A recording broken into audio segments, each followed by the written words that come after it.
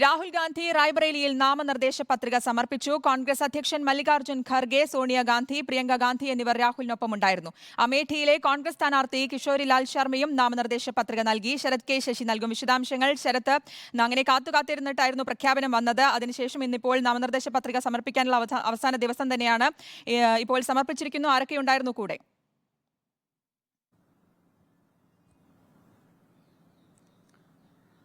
ശ്രുതി, അല്പസമയം മുൻപാണ് വരണാധികാരിക്ക് മുൻപിൽ രാഹുൽ ഗാന്ധി നാമനിർദ്ദേശ പത്രിക സമർപ്പിച്ചത്. കോൺഗ്രസ് അധ്യക്ഷൻ മല്ലികാർജ്ജുൻ ഖർഗെ, സോണിയാഗാന്ധി, പ്രിയങ്ക ഗാന്ധി തുടങ്ങിയ നേതാക്കളും രാഹുലിനൊപ്പം ഉണ്ടായിരുന്നു. രാഹുൽ നേരത്തെ റായ്ബറേലിയിലെ പാർട്ടി ഓഫീസിലേക്ക് എത്തുകയും അവിടെ അണികളെ ഒക്കെ തന്നെ കണ്ട ശേഷമാണ് നാമനിർദ്ദേശ പത്രിക ഫയൽ ചെയ്തിരിക്കുന്നത്. രാവിലെ 10:30 ഡൽഹിയിൽ നിന്ന് രാഹുൽ ഗാന്ധി പ്രത്യേക വിമാനത്തിൽ ഉത്തർപ്രദേശിലെത്തുകയും അവിടെ റായ്ബറേലിയിൽ സ്ഥാനാർത്ഥിത്വം പ്രഖ്യാപിക്കപ്പെട്ട സാഹചര്യത്തിൽ ഇപ്പോൾ നാമനിർദ്ദേശ പത്രിക നൽകുകയും ചെയ്തിരിക്കുന്നത്.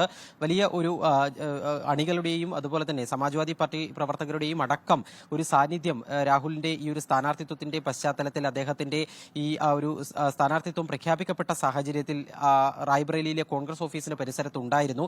ആ രീതിയിലൊരു ഓളം ഉണ്ടാക്കാൻ വേണ്ടി കോൺഗ്രസിന് സാധിച്ചിട്ടുണ്ട്. രാഹുൽ ഗാന്ധിക്ക് ഈ സ്ഥാനാർത്ഥി പ്രഖ്യാപനത്തിലൂടെ സാധിച്ചിട്ടുണ്ട് എന്നുള്ളത് ഒരു യാഥാർത്ഥ്യമാണ്. അതേസമയം തന്നെ രാഹുൽ ഗാന്ധിയെ കടന്നാക്രമിച്ചുകൊണ്ടുള്ള വിമർശനം ബിജെപിയുടെ ഭാഗത്തുനിന്ന് ശക്തമായി ഉയരുകയും ചെയ്തു തുടങ്ങിയിട്ടുണ്ട്. പ്രധാനമന്ത്രി നരേന്ദ്രമോദി തന്നെ ആ വിമർശനങ്ങൾക്ക് നേതൃത്വം നൽകുകയും ചെയ്യുന്ന സാഹചര്യമാണ് കാണാനാകുന്നത്. രാഹുൽ ഈ നാമനിർദ്ദേശ പത്രിക നൽകുന്നതുവരെ ഈ വിഷയവുമായി ബന്ധപ്പെട്ട്, ഈ സ്ഥാനാർത്ഥിത്വവുമായി ബന്ധപ്പെട്ട് കാര്യമായ പ്രതികരണങ്ങളൊന്നും നടത്തിയിട്ടില്ല.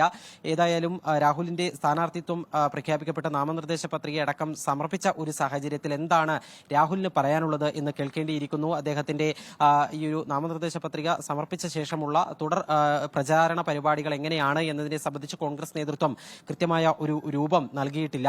20-ാം തീയതി 5ാം ഘട്ടത്തിലാണ് അമേഠിയിലും റായ്ബറേലിയിലും തെരഞ്ഞെടുപ്പ് നടക്കുന്നത്. വെറും 2 ആഴ്ച മാത്രമാണ് പ്രചാരണ പ്രവർത്തനങ്ങൾക്ക് രാഹുൽ ഗാന്ധിക്കും കോൺഗ്രസിനും ലഭിക്കുക. അത് ആ ഒരു 2 ആഴ്ച എന്ന വളരെ പരിമിതമായ സമയം കൊണ്ട് എങ്ങനെയാണ് രാഹുൽ ഈ മണ്ഡലത്തിൽ എത്രത്തോളം ക്യാമ്പ് ചെയ്ത് പ്രചാരണം നടത്തും എന്നുള്ള കാര്യങ്ങളൊക്കെ തന്നെ അറിയേണ്ടിയിരിക്കുന്നു. ഒരുപക്ഷെ ഇന്ന് വൈകിട്ട് തന്നെ ഒരു ഹൈക്കമാൻഡിന്റെ ഒരു കൂടിയാലോചന, ഉന്നത നേതാക്കൾ, മുതിർന്ന നേതാക്കൾ എല്ലാം ഒരു കൂടിയാലോചന നടത്താനുള്ള സാധ്യതയുണ്ട്. ഏതൊക്കെ നേതാക്കൾ ഏതൊക്കെ ദിവസങ്ങളിൽ ആ 2 മണ്ഡലങ്ങൾ അമേഠിയിലും റായ്ബറേലിയിലും കേന്ദ്രീകരിച്ച് പ്രവർത്തിക്കണം എന്നതടക്കമുള്ള കാര്യങ്ങളിൽ വൈകിട്ടോടുകൂടി ഒരു ധാരണയുണ്ടാകും എന്നതാണ് പ്രതീക്ഷിക്കുന്നത്. പ്രിയങ്ക ഗാന്ധി 5ാം തീയതി റായ്ബറേലിയിൽ പ്രചാരണ പ്രവർത്തനങ്ങളിൽ പങ്കെടുക്കും എന്നതാണ് ഇപ്പോൾ ലഭിക്കുന്ന വിവരം. അതുപോലെ റായ്ബറേലി പോലെ തന്നെ ഏറെ ഉറ്റുനോക്കപ്പെട്ടിരുന്നത് അമേഠി സീറ്റാണ്. അമേഠി സീറ്റിലായിരുന്നു രാഹുൽ ഗാന്ധി മത്സരിക്കുമെന്ന് ആദ്യം ഒക്കെ അണികളും പ്രവർത്തകരും അതുപോലെ തന്നെ നേതാക്കളും എല്ലാം കണക്ക് കൂട്ടിയിരുന്നത്. പക്ഷേ അവസാനം പാർട്ടി പ്രവർത്തകരെ ഒക്കെ തന്നെ ഞെട്ടിച്ചുകൊണ്ട് അമേഠിക്ക് പകരം റായ്ബറേലിയിൽ മത്സരിക്കുന്നതിന് രാഹുൽ നിശ്ചയിക്കുകയായിരുന്നു. അവിടെ അമേഠി സീറ്റിൽ കോൺഗ്രസിന്റെ കഴിഞ്ഞ 4 പതിറ്റാണ്ടായി കോൺഗ്രസിന്റെയും ഗാന്ധി കുടുംബത്തിന്റെയും ഏറ്റവും വിശ്വസ്തനായ കിഷോരിലാൽ ശർമ്മയാണ് കോൺഗ്രസ് സ്മൃതി ഇറാനിക്കെതിരെ രംഗത്തിറക്കിയിരിക്കുന്നത്. കിഷോരിലാൽ ശർമ്മയും നാമനിർദ്ദേശ പത്രിക ഫയൽ ചെയ്തിട്ടുണ്ട്.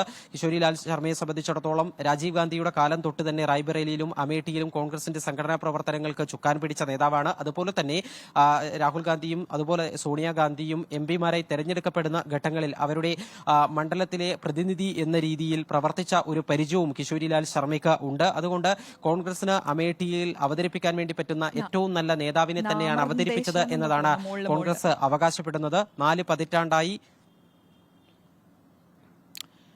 ശരി, ശരത് കെ ശശിയാണ് വിശദാംശങ്ങൾ നൽകിയത്.